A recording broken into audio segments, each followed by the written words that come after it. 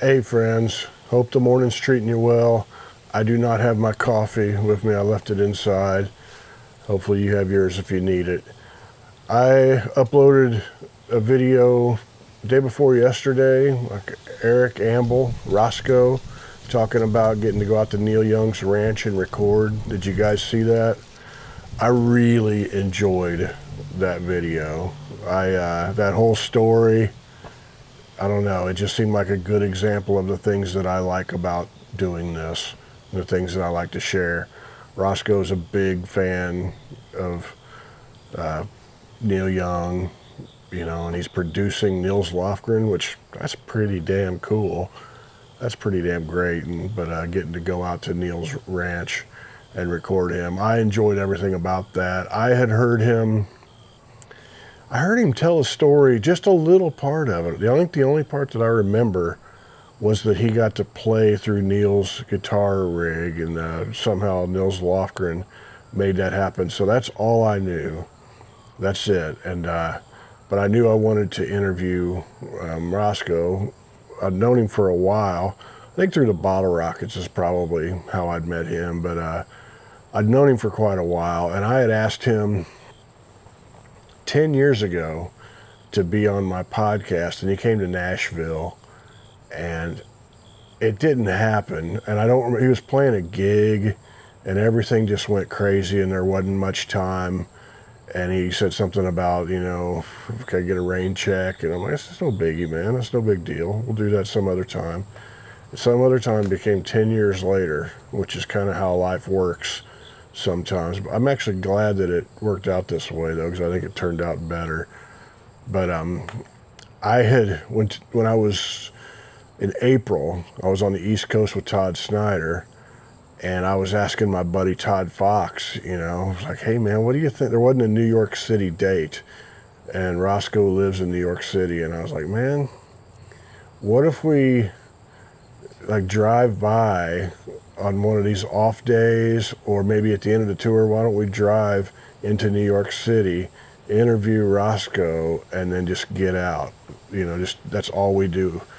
And he's like, it'd be kind of hard to go to New York City and not do other things also, because there's so much to do in New York. I'm like, yeah, you're right. And then as the tour went on, it was just, it was pretty brutal with the long drives.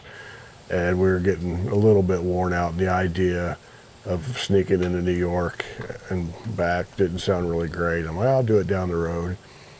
And then Todd Fox, my buddy Todd Fox, were in Chicago, and we were visiting like Muddy Waters' grave and Howlin' Wolf's grave, Magic Sam, a lot of stuff like that. Just one day doing a bunch of different stuff like that. Probably 2 months ago, maybe 3, I can't remember. And we get back home, and I see Roscoe posting something on social media saying that he'd played the night before, and I think the day before even, at Fitzgerald's in Chicago. And I'm like, damn, man. So we were right there. We probably could have made that happen then. So I just sent Roscoe an email. Say, hey, man, if you want to do this, I'd like to, film something for this channel, if you'd want to do this. But I'll just say it now in case we're ever in the same city. We'll work something out. And he's like, yeah, I'd love to do it. So we texted back and forth about it or whatever. And then I just got to seeing that he was going to be in Nashville earlier this week. And I saw that about a week or so ahead of time. And I texted him, I'm like, hey man, if I get to town, do you want to do this? And he's like, yeah, let's do it. So we worked it out. And I drove down to Nashville. It's 4.5 hours from Indianapolis, and interviewed Roscoe at his friend's place where he was staying. And it went great. We got a bunch of other stuff that I'll upload, but so I just asked him, hey man, I remember you said something about getting to play through Neil's guitar or whatever, and seeing the Whizzer and all of that stuff. Can you tell me where that story would begin, and maybe tell me about that? And then he starts telling me about all of this stuff that you saw in the video, and it was just really good. I love I don't know, it was a nice feel-good feeling to me, and I really enjoyed it and dug it. It was nice to be back in Nashville. It's been a few weeks since I'd been down there, and Roscoe was playing in a place called the East Side Bowl that's in Madison, just like there's just where East Nashville and Inglewood bleed into Madison, somewhere right there on the border. And he was playing with Sarah Borges. He was playing guitar for her. My buddy Keith was playing bass. Keith from the Bottle Rockets, who played a gig with me here in Indianapolis a year or so ago with a band. And so I went out to see them, and my buddy Chuck Mead was playing before.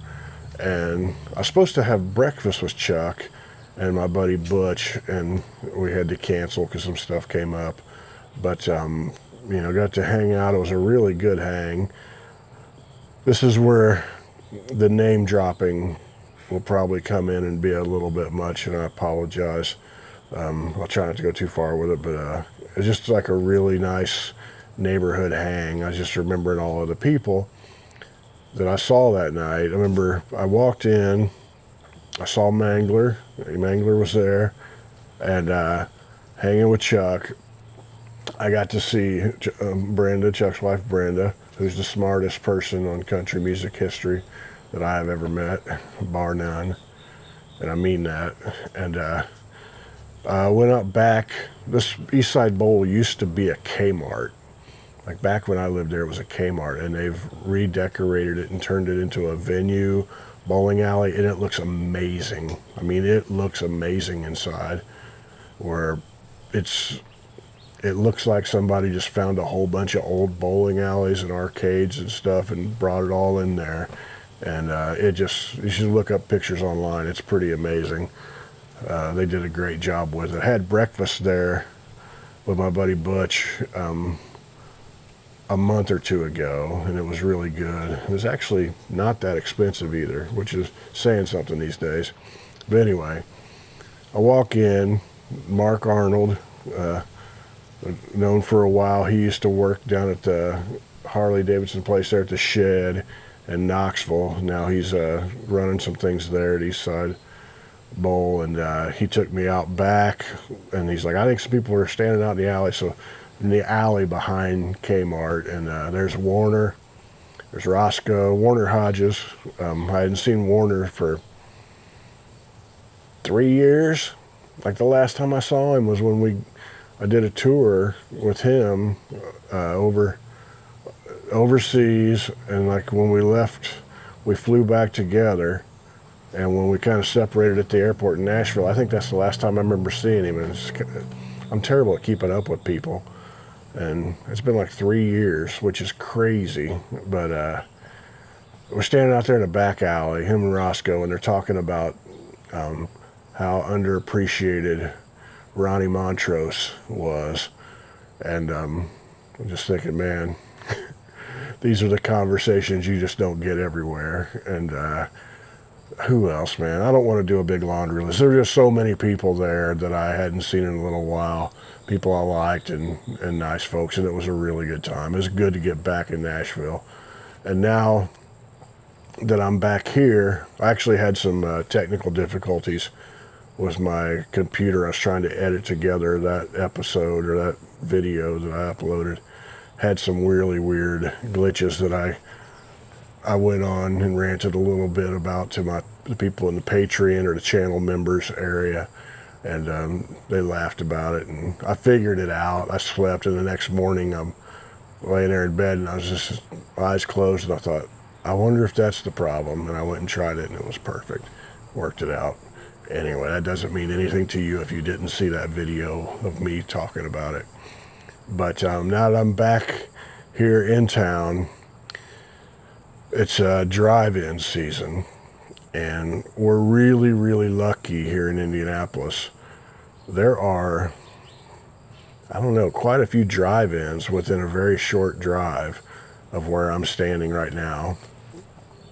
Maybe 5, maybe 6 or 7 drive-in theaters, but there's one that hosts they do special things where they have monster movies, like old monster movies. Like last year, Amy and I went and saw Nosferatu, which was great. I think I talked about it on one Saturday morning.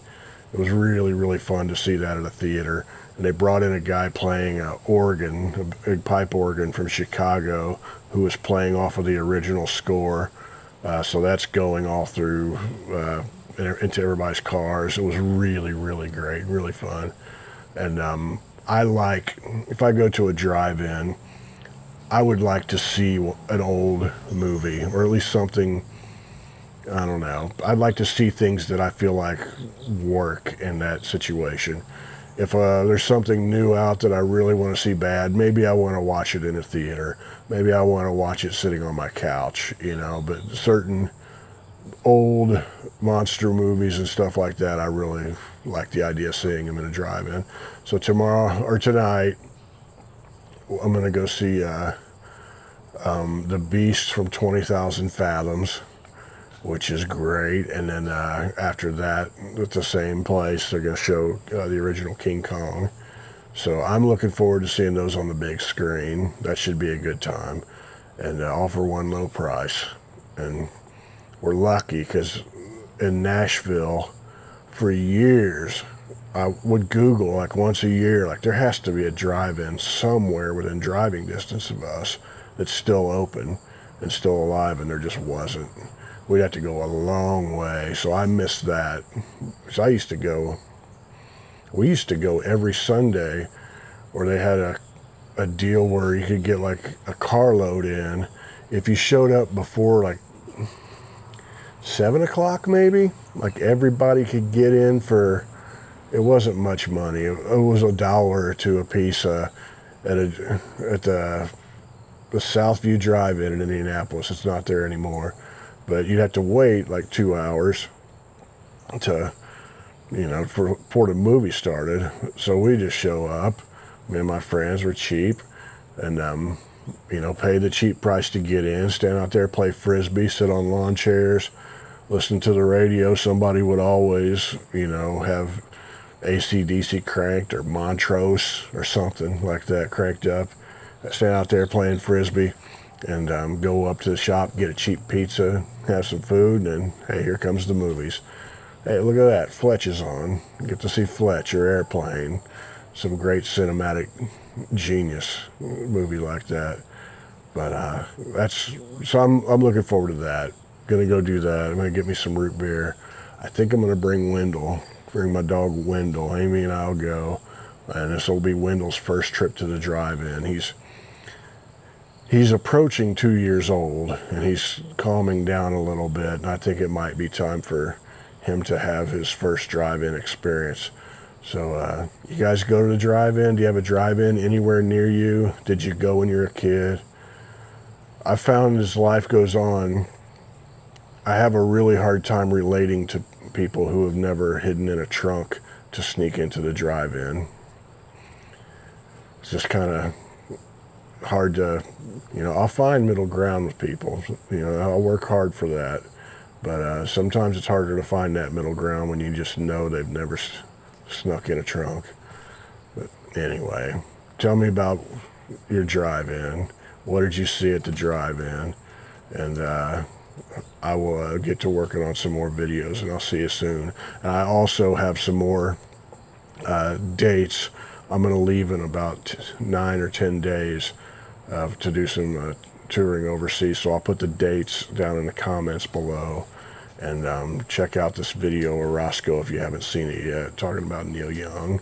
And I'll talk to you soon. Much love to you.